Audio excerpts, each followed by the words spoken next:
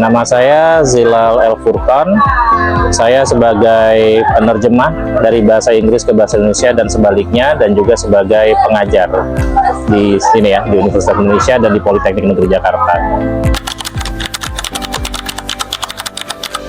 Oke, perkembangannya itu sebenarnya ada dua sisi ya.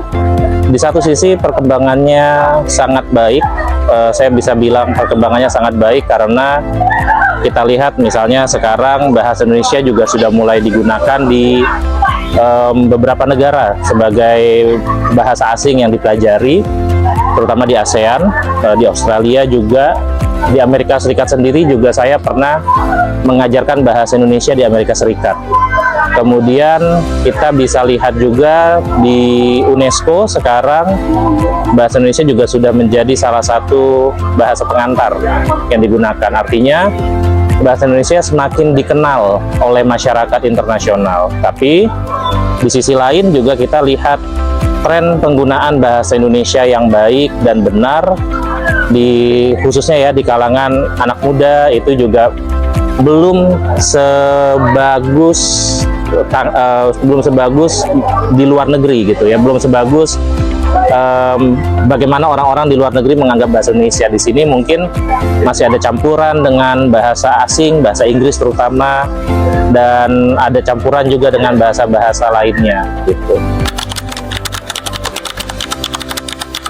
Oke, kalau kita bicara peran media massa, salah satu peran media massa itu adalah untuk meningkatkan bahasa ya, meningkatkan literasi bahasa masyarakat kita.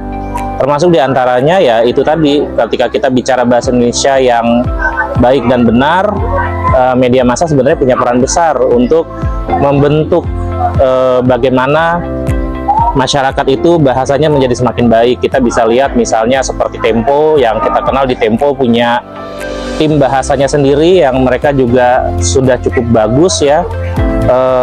Atau di Kompas juga ada kolom bahasa di sana. Tetapi ya harus kita akui ketika di zaman sekarang kita bicara media massa, kita tidak hanya bicara media massa mainstream. Kita juga bicara media massa yang ya sifatnya seperti netizen seperti jurnalisme warga gitu ya, jurnalisme warga, ataupun ya seperti di TikTok yang kita lihat masyarakat ada kejadian apa mereka bisa dengan mudah menjadikan itu berita. Nah, hanya saja kesadaran berbahasa mereka masih belum terlalu baik ya. Nah, yang menjadi permasalahan adalah penonton kita atau masyarakat kita cenderung lebih suka gaya bahasa yang informal ini dibandingkan gaya bahasa formal yang dibawa oleh media massa. Jadi kembali lagi, perannya penting, besar tidak? Cukup besar, karena lewat media massa lah kita belajar bagaimana menggunakan bahasa yang baik dan benar.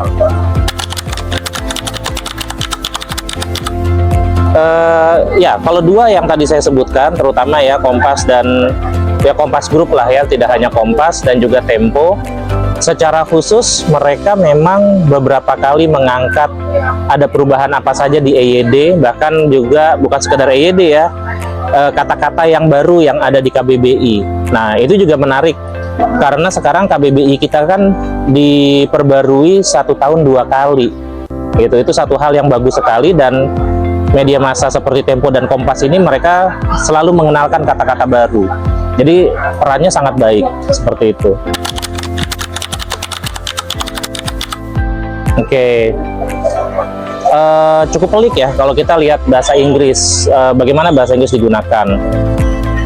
Bahkan kalau kita lihat di beberapa tempat ini sudah menjadi semacam subkultur sendiri untuk masyarakat. Subkultur itu apa ya, budaya bawahan yang sedang populer gitu ya. Misalnya kita kenal ada bahasa Jaksel yang kita tahu centang perenang ya, dalam arti mencampur adukan bahasa sesuka mereka.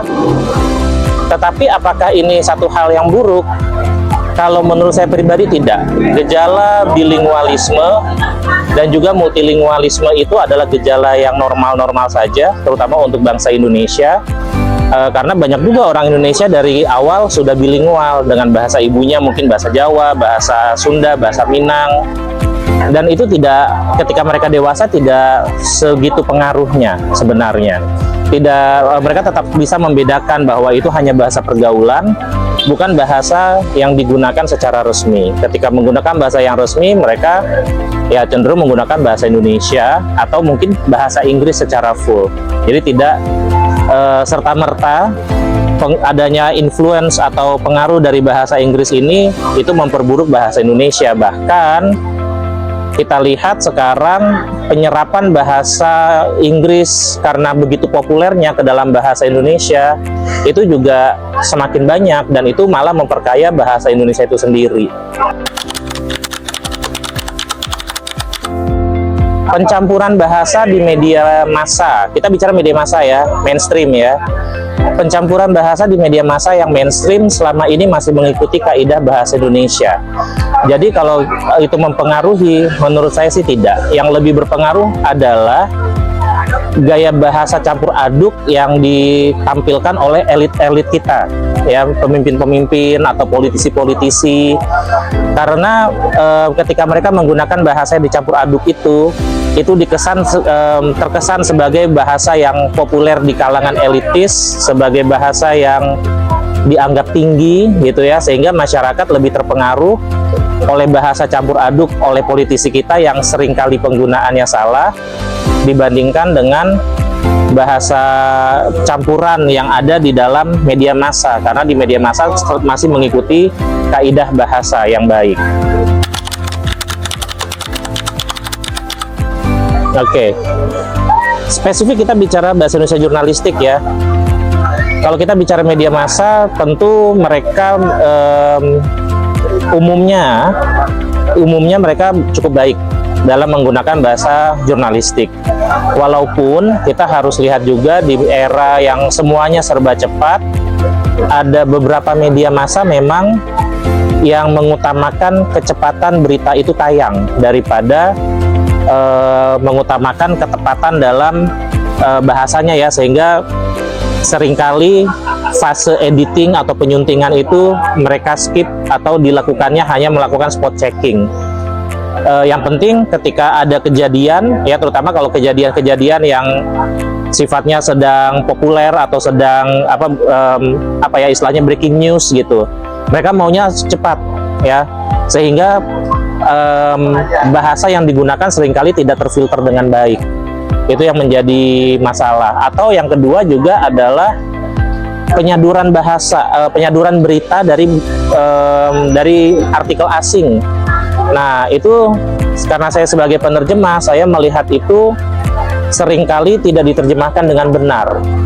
Jadi penerjemahannya cenderung literal, bahkan beberapa kali saya temukan ada kesalahan penerjemahan yang malah menyebabkan maknanya itu bergeser dari makna sebenarnya, dan itu berbahaya. Sebenarnya fenomena clickbait ini bukan fenomena bahasa. Fenomena clickbait ini adalah fenomena bisnis. Karena clickbait itu mengikuti algoritma yang ada di internet sekarang ya, masyarakat lebih tertarik melihat berita yang ada clickbaitnya, sehingga kalau kita ingin menghapuskan tidak bisa bicara dari sudut pandang bahasa, kita harus bicara dari sudut pandang aturan. Pemerintah harus punya aturan yang jelas, apa yang boleh, apa yang tidak boleh gitu. Tapi itu semua tidak, menurut saya tidak terlalu penting ya. Yang lebih penting apa? Yang lebih penting itu adalah literasi. Pemerintah dalam hal ini ataupun institusi pendidikan harus bisa membangun literasi media di masyarakat kita, supaya ketika mereka membaca clickbait, mereka tahu bahwa itu clickbait, bukan yang sering terjadi kan hanya baca judul, tidak baca isi beritanya, dan mereka sudah terbentuk opininya. Nah, itu yang berbahaya, dan itu masalahnya pada literasi, bukan pada bahasa Indonesia seperti apa gitu.